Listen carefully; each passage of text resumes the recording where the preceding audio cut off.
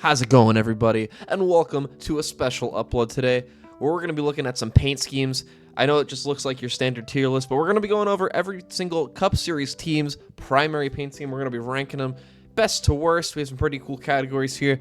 It's going to rank all the way from the diecast has been pre-ordered, our best of the best schemes on the grid this year, all the way down to arrest the graphic designer. Yikes. Those schemes will not be proud to be there, but they'll be there nonetheless.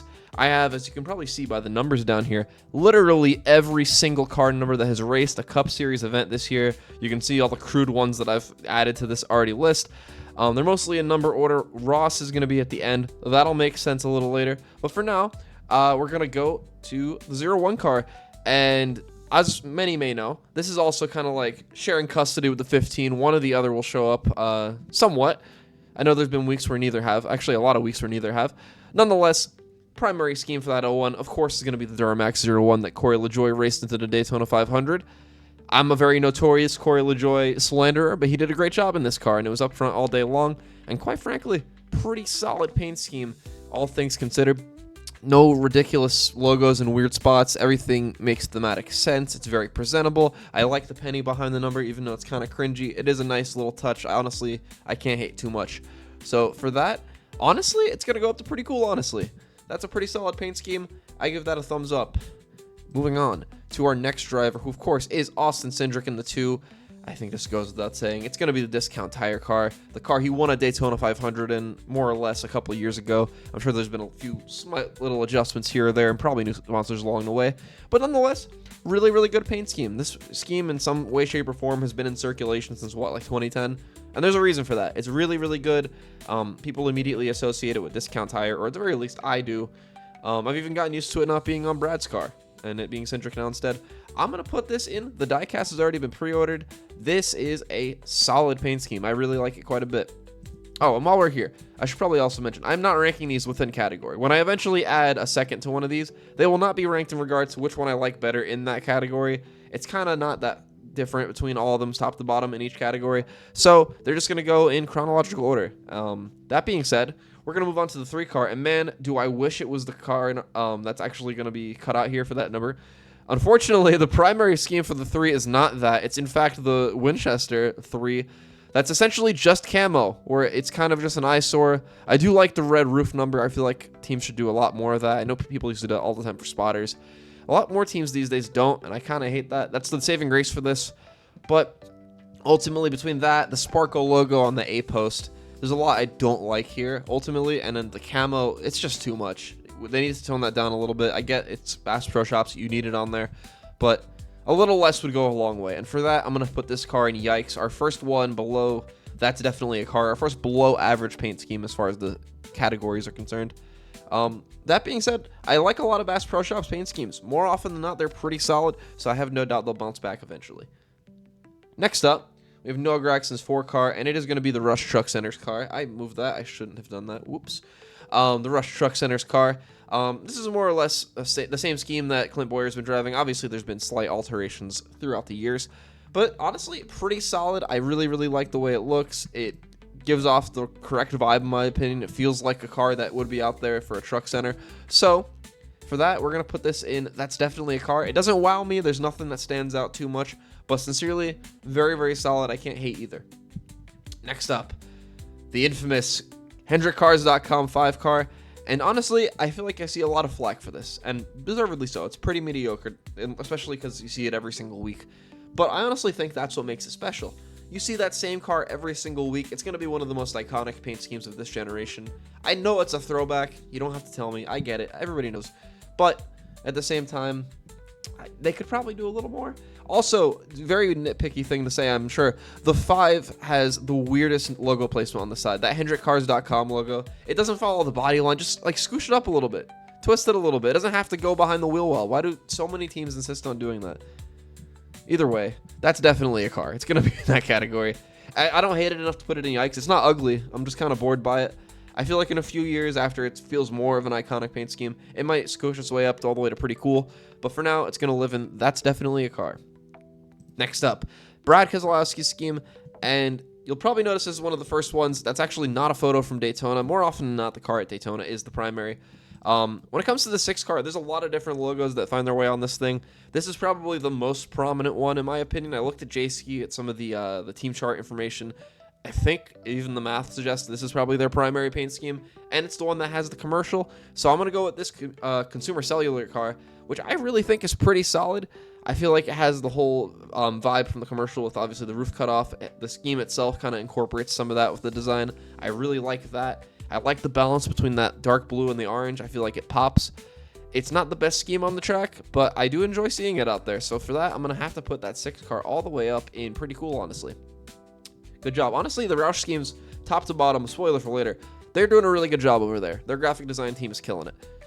Then, after that, we have the 7 car, and this is another tricky one because, as we all know, the Spire cars have a different paint scheme seemingly every single week. The scheme we went for here is the Game Bridge 7. I feel like this is the most iconic one out of all the ones they've driven, and quite frankly, this is just the scheme I associate Justin Haley with.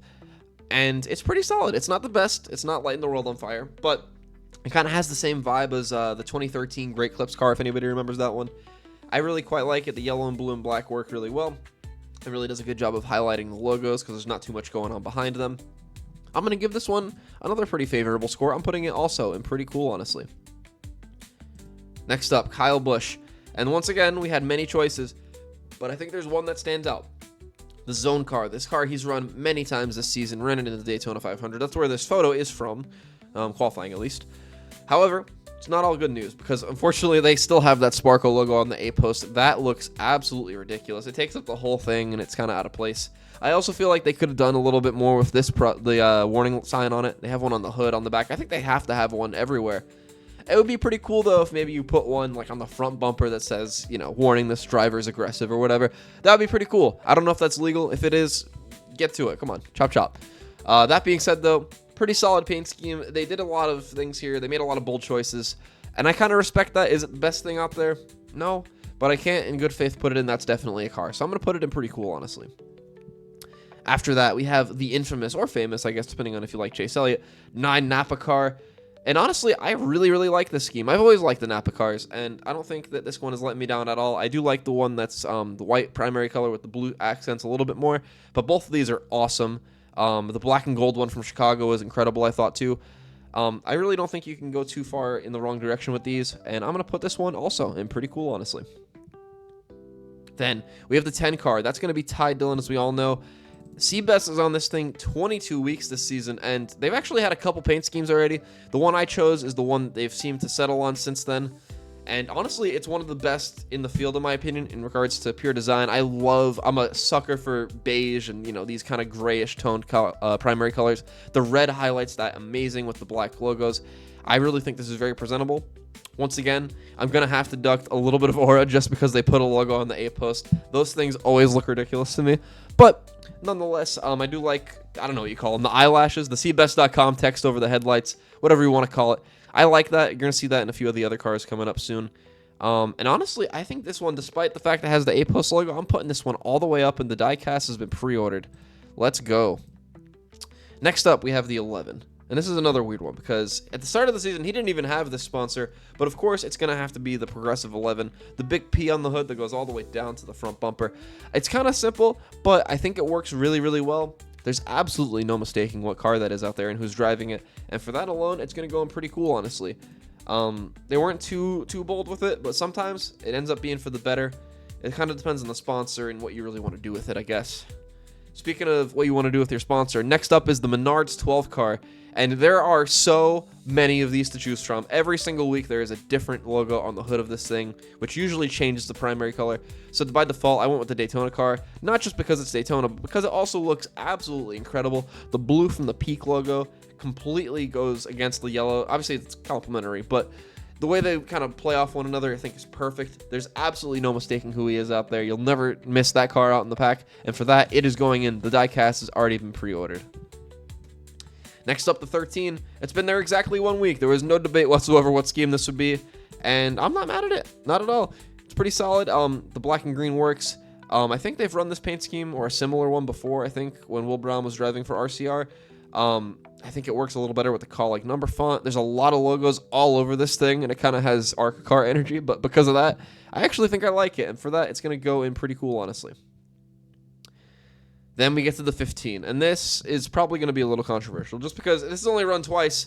I went with the Cody Ware scheme. I don't know if anybody actually cares that much. It's raced twice. Neither one was a points race, but the Schuler Systems 15 I thought was very presentable. Obviously, Corey full-time in Cup. Tim Brown is not. That's why I went that direction. I like that Rick Ware is actually doing something interesting with the rims on these cars. It feels like that's lost art almost. That being said, it's still not great. I hate to say it. So it's going to have to go, and that's definitely a car. Afterwards, we have the 16 car, of course, the Celsius machine, as well as other paint schemes too. But specifically referring to the Celsius scheme for now. I really like this. It looks very similar to the can, of course, which obviously is by design. The black hood versus all of the rest of the scheme being white and orange. Very, very cool. It's not the best scheme ever. They could have probably done a little bit more, but it also sells the product they're pushing very, very well. There's no A-post logo, at the very least in the photo I selected. It might be in some of the other cars for all I know. But because of that, though, I'm going to also put this one in pretty cool, honestly. I feel like that's where most of these paint schemes are going to live. There's a lot of really good ones right now.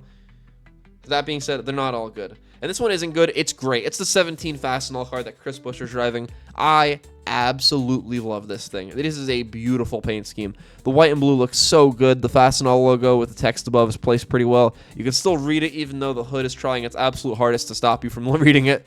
It's got the weird Fastenal eyelash thing going on. I think if I'm not mistaken, this 17 was the first team to start doing that. So a little bit of a trendsetter there.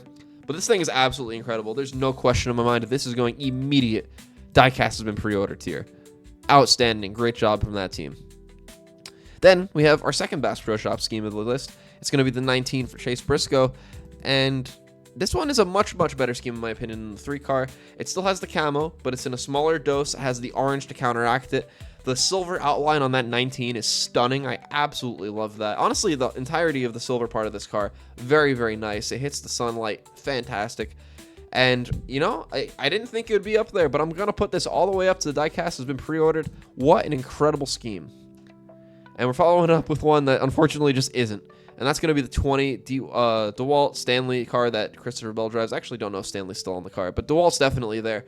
Nonetheless, this thing, it's kind of okay. The 20 car has a horrible issue where there's literally no logos on the rear quarter panel ever. It feels like the DeWalt is on the door and nowhere else. There's nothing behind it.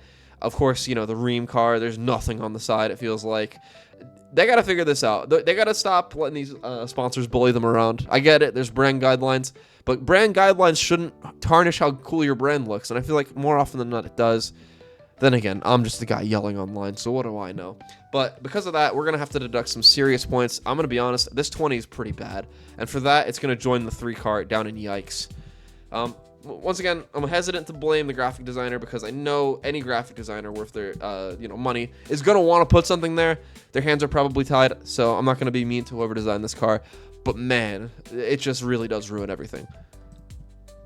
Next up, one of the most iconic schemes in NASCAR history, quite frankly, the 21 car, the Ford Quality Care machine. This thing is not, pushing any boundaries. It's being nice and safe. That being said, though, it's been this way forever. This 21, just the font alone, you put that on any car, and I feel like it's going to be very presentable.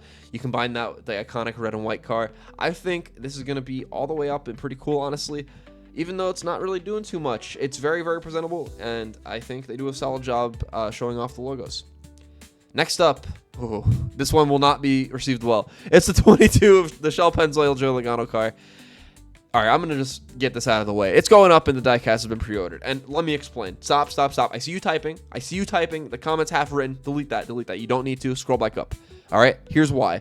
This 22 scheme, or some iteration of it at the very least, has been around since, 2011?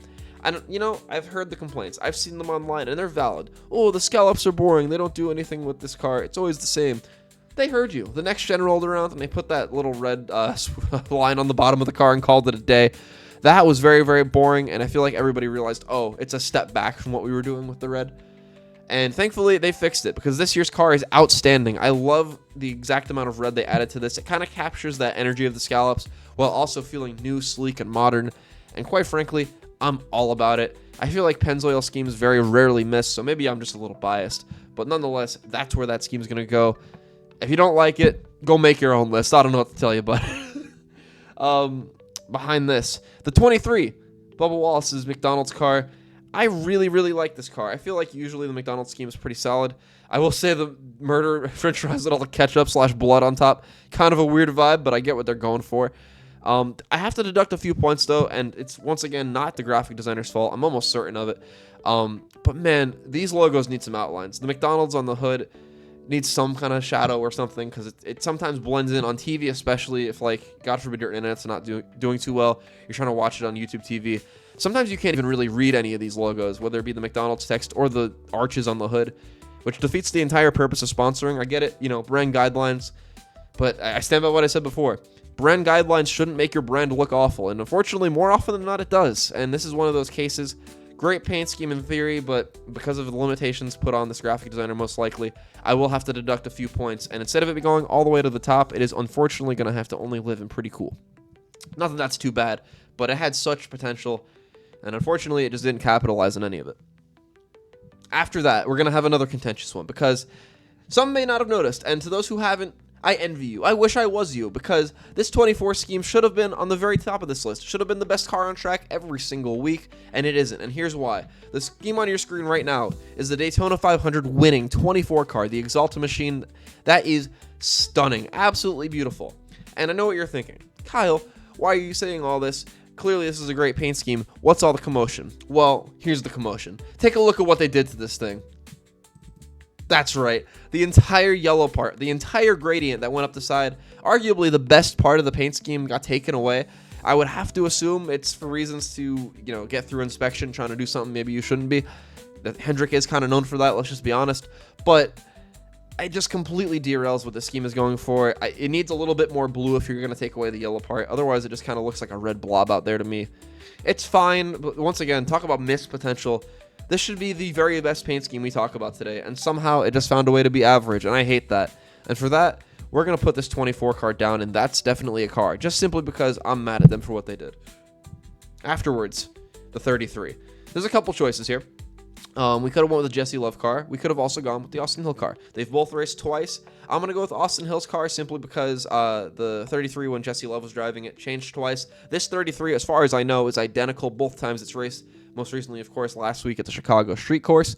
And quite frankly, it's pretty good. It's a lot better than his scheme in the Xfinity Series, I think. I like the additional orange that's been added to this one. It still captures the essence of the United Rentals car he already runs in Xfinity. There's kind of a gold tint to the roof number. I really like that. There's no weird logos in places that seem like they don't make sense.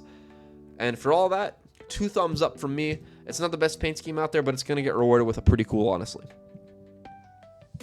Then, after this, we have one of the best paint schemes in my opinion as well. A scheme that's been running a very, very long time now. The Love's 34 car. Todd Gilliland, of course. The toddler himself driving the thing.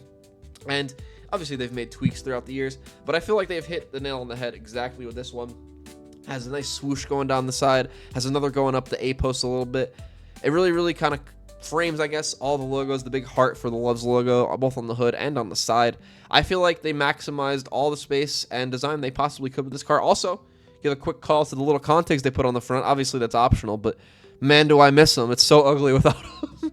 But nonetheless, that's going to get them 2 thumbs up from me, and it's going to actually go all the way up to the diecast has been pre-ordered. And I'm noticing a trend. I didn't think about this. This isn't something I planned on talking about. I'm noticing I really like a lot of schemes that have yellow in them, because there's already 3 up here. In fact, all 3 Penske schemes found their way up here. That's pretty cool. I didn't notice that, but I guess they make pretty good schemes. That being said, that's enough about Todd Gilliland, Penske, and the 34. Everybody I was just talking about, because we're going to move on to the 35. And let's address the elephant in the room. Monster Energy is not known for good paint schemes. They're almost always boring. It's almost exclusively just a flat black car. You're going to have the big Monster logo on the hood, and you're going to have text on the side. And that's usually all you get. And for that, or that reason alone, is going to be why I actually look at this scheme a little more favorably. Of course, advertising the zero sugar version of their drink, which, if you don't know, does have a little bit of green on the top of the can, which is why they actually decided to change things up, if you want to call it that, I guess, and put a little green on this, a green side skirt, a little bit of green gradient on the roof. They have the zero sugar text both on the side and the back of the roof. It might not be much, but this adds so much to the paint scheme because, quite frankly, there's just absolutely nothing going on usually. Is it the best? No, but I can live with it. And for that, it's going to go to that's definitely a car. Afterwards, we have another scheme that, you know, your guess is as good as mine. They could have been any of the paint schemes they've run this year, but I went with the Aaron's car Specifically, the second version they ran, they did a big poll. Which one do you like better? I'm pretty sure this is the one that won. So this is the one they're going to continue to race this season. I know they have a couple more races scheduled, and it's fine, I guess. I don't really have any opinion on this car, quite frankly. I've seen the Iron Scheme done much better more often than not, but it doesn't make this one ugly. You know, like it's like if like all of your siblings were supermodels and you were just a normal model. It's fine. It's cool. It's just not as good as the other ones. And for that, it's going to go all the way up to pretty cool, honestly. Then we have the 40 car. This only raced once, and you know what? I probably should have said this at the start. But disclaimer, I am friends with a few graphic designers, and the graphic designer for this scheme, I am friends with too. So maybe I am a little biased. I will do everything in my power to place that aside. But I really don't think I'm saying anything too crazy here. This car is really, really, really good.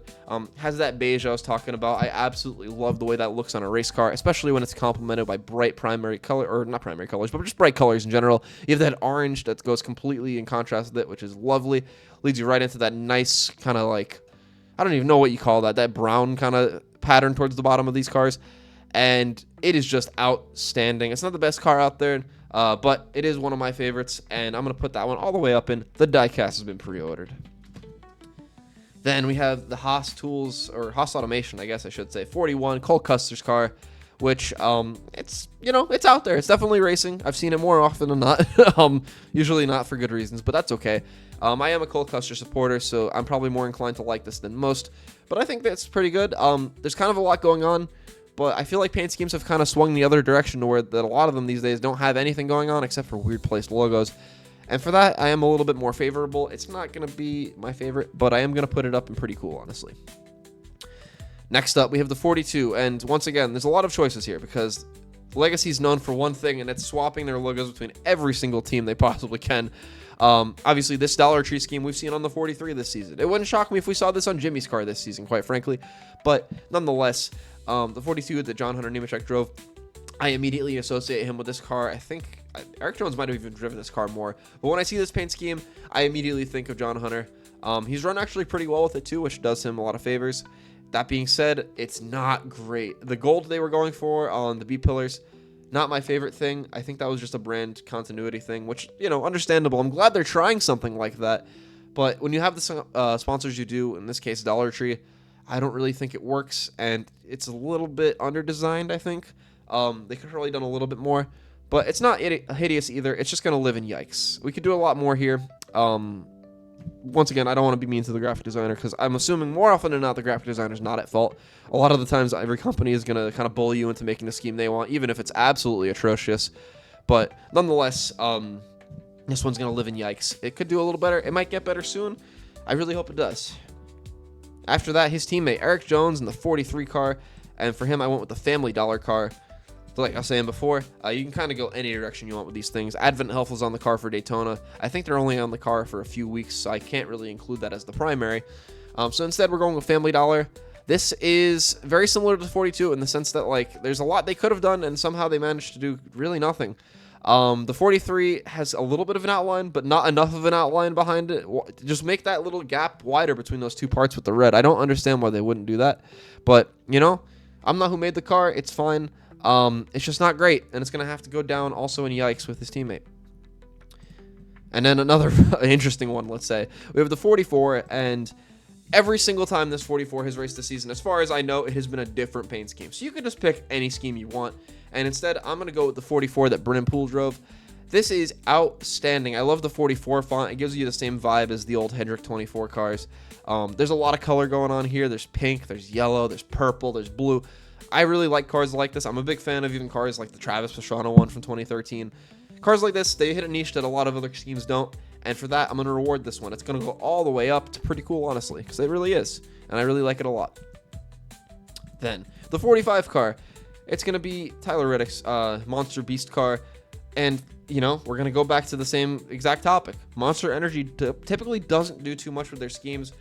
He's run this car primarily. He also ran the Nasty Beast car, I think, at Daytona and a few other races. But the regular Beast car is what he's driven, the most. There's actually something going on. You got the big green logo on the side. You got some actual text that's not just Monster Energy.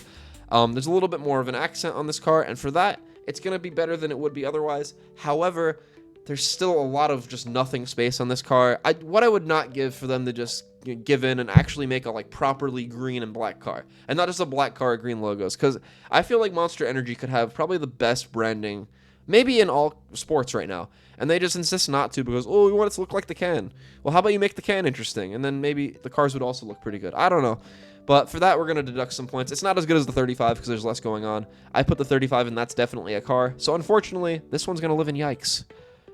Next up, Ricky Stenhouse in the 47 car. Once again, a team, with a lot of paint schemes to choose from. I feel like the one I closely associate him with is the Sunny D47. So that's what I'll be choosing today. And this thing is outstanding. Once again, I've learned I'm a sucker for cars with these kind of color patterns. This thing is incredible. It's very, very noticeable. It completely gives away what the brand is and what they sell. Easy on the eyes. I like the pattern that goes up and down the hood and a little bit on the side even. Really just no notes. It's not my favorite scheme out there, but given what they had to work with, I think this is incredible. And for that, this is getting put all the way up in pretty cool, honestly.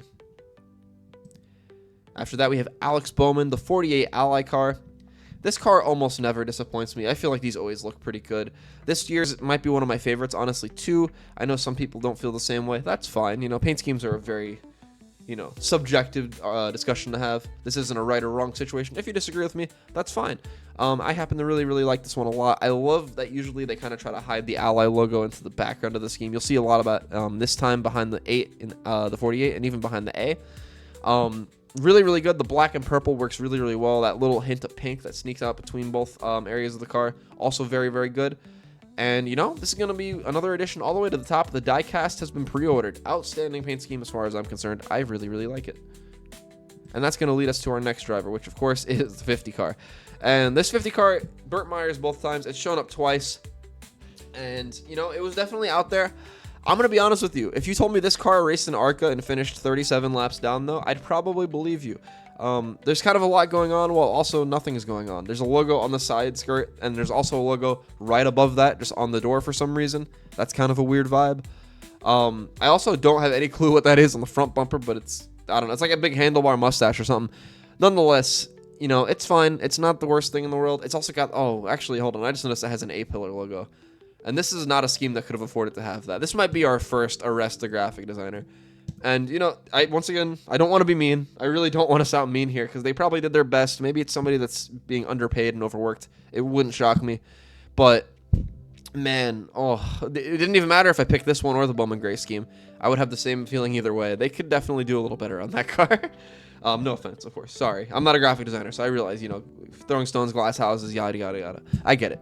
But nonetheless, there's more to be worked with here, and I hope that someday we actually see this come to its full potential. Afterwards, we have the 51 car, a car that has many schemes on it throughout the year, but Arby's is the one that's most prevalent, at least this year, and quite frankly, I really like this thing.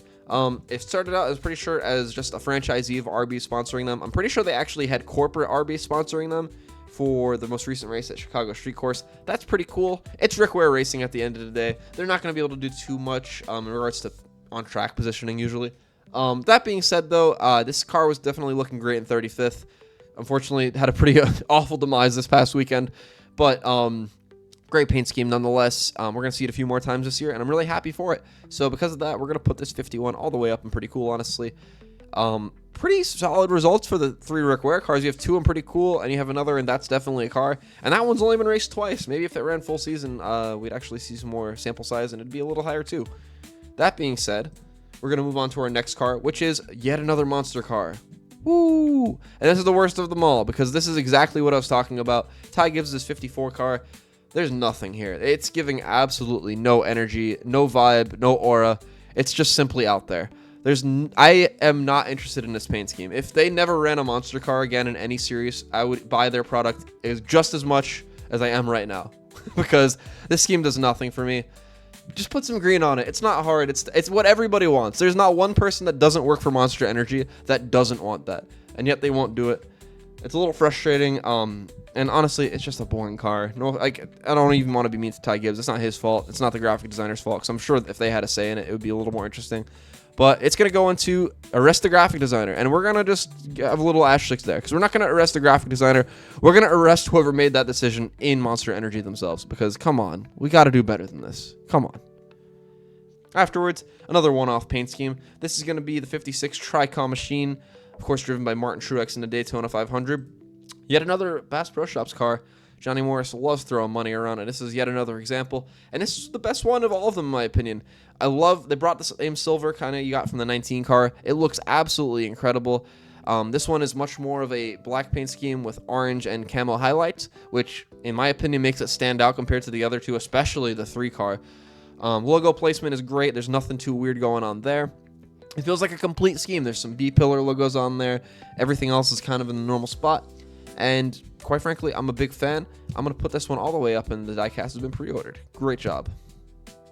Afterwards, another team that had many, many choices, but the one I picked is, unfortunately, the car he flipped over. It's Ryan Preece's 60 car. We're going with the BuildSubmarines.com machine.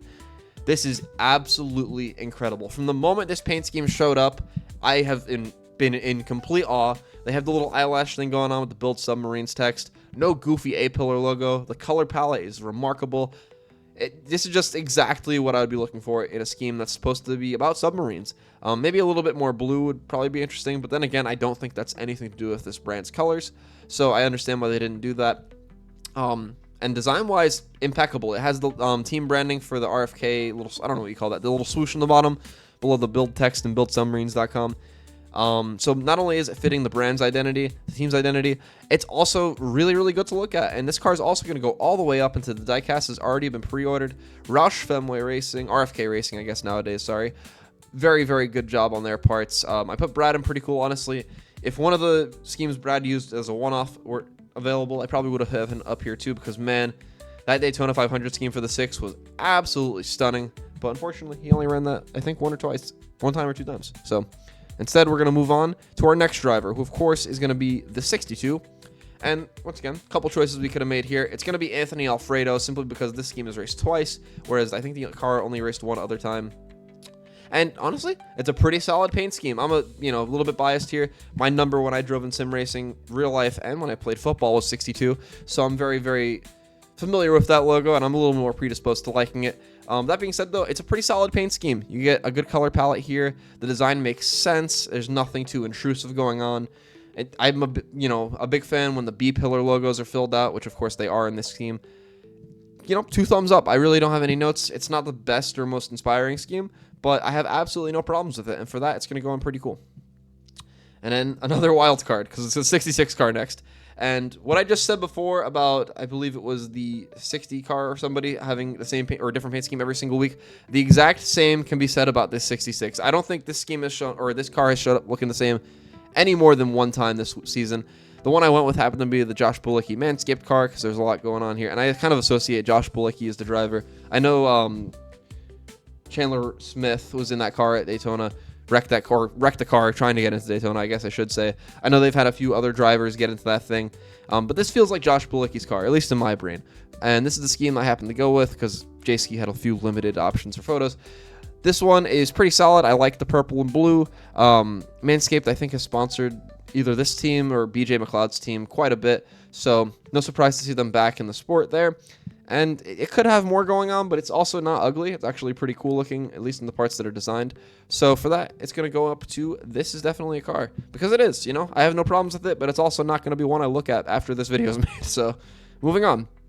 So the 67 car, the fourth 2311 car.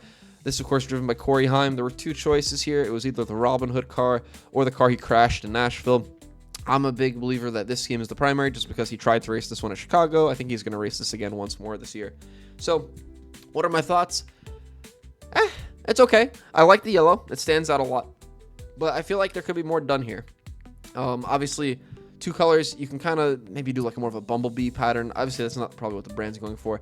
I don't really know what I'm asking for, quite frankly. I just think that there could be more done here. There's nothing wrong with it. It's fine by me. It's just not particularly cool, too. So for that, it's going to go right smack dab in the middle into that's definitely a car, because how else would you describe it? Moving on.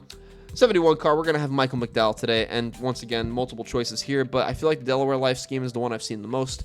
It wasn't too conclusive which car is actually going to be racing the most this season, so this one is based purely on vibes. Michael McDowell, though, I feel like this is a pretty cool paint scheme.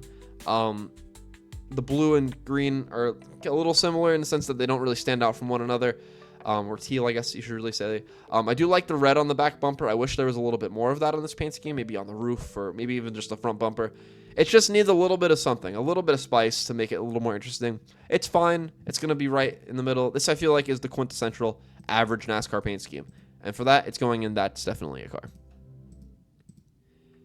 Following that, it's his teammate, Carson Hocevar 77.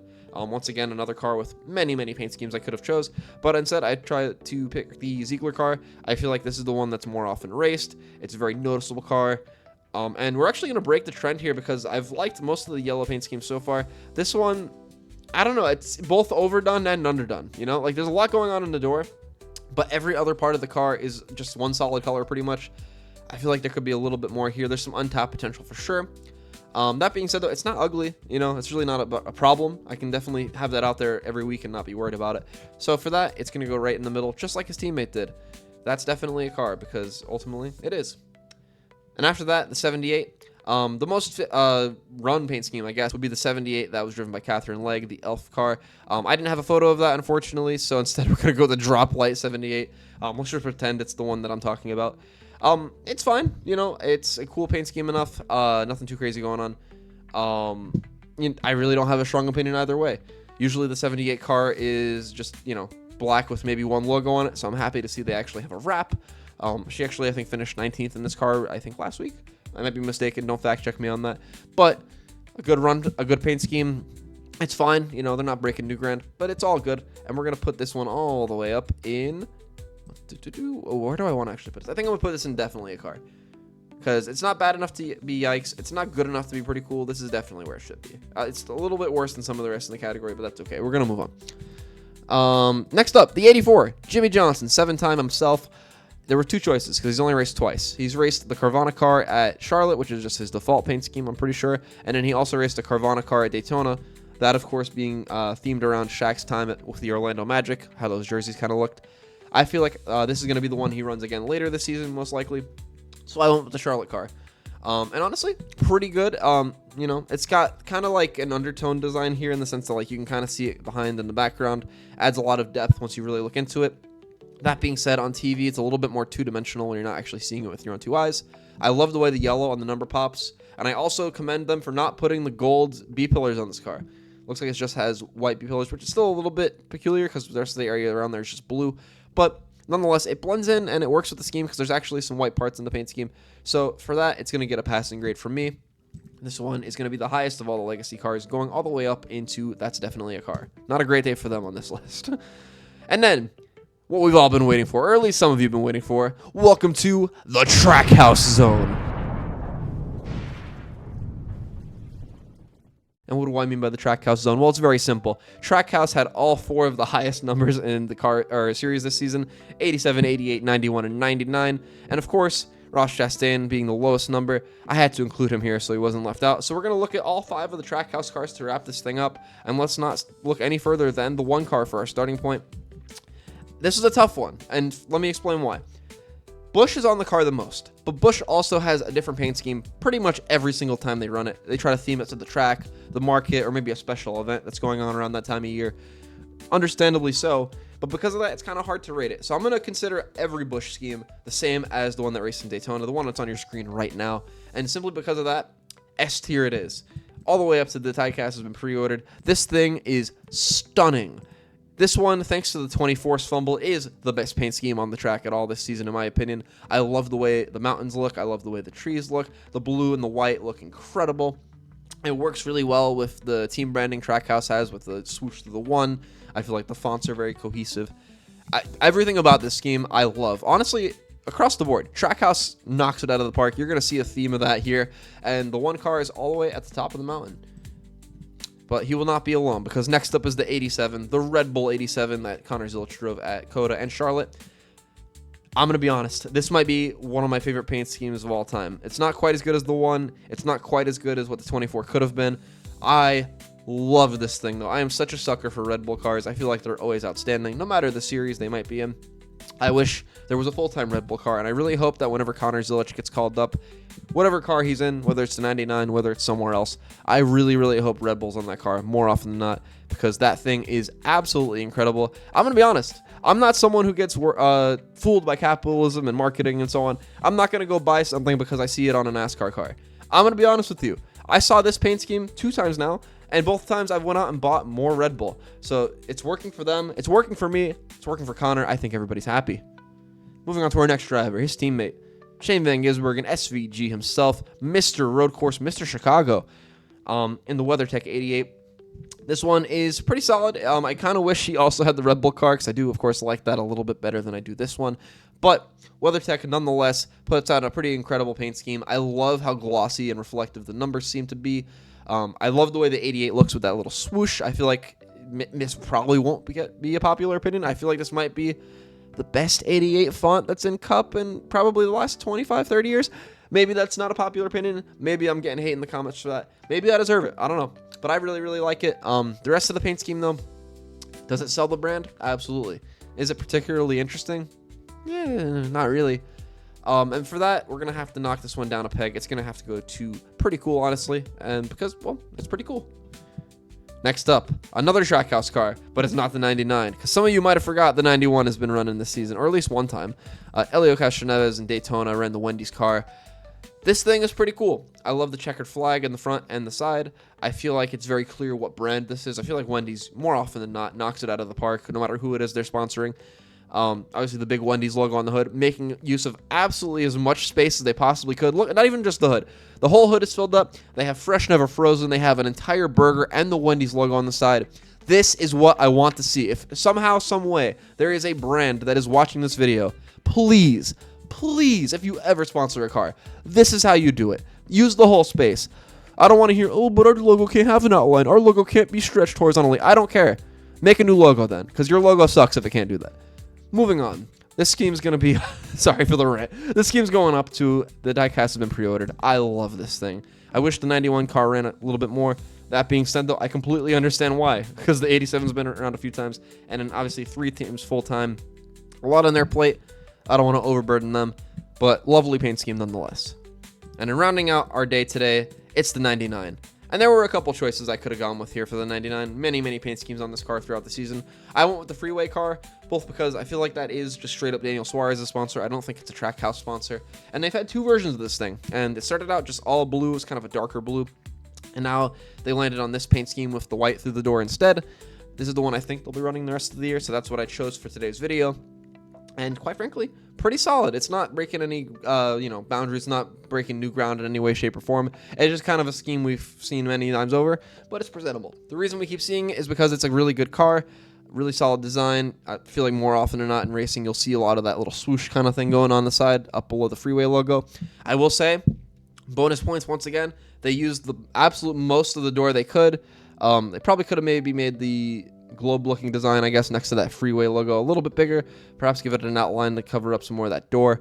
But that's just me being picky. It's really not that big of a deal.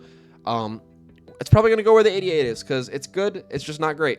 But then again, I feel like this is probably where this sponsor's paint schemes would max out, so to speak. I don't think you really can do too much more with it. And for that, we're going to put that one into pretty cool, honestly.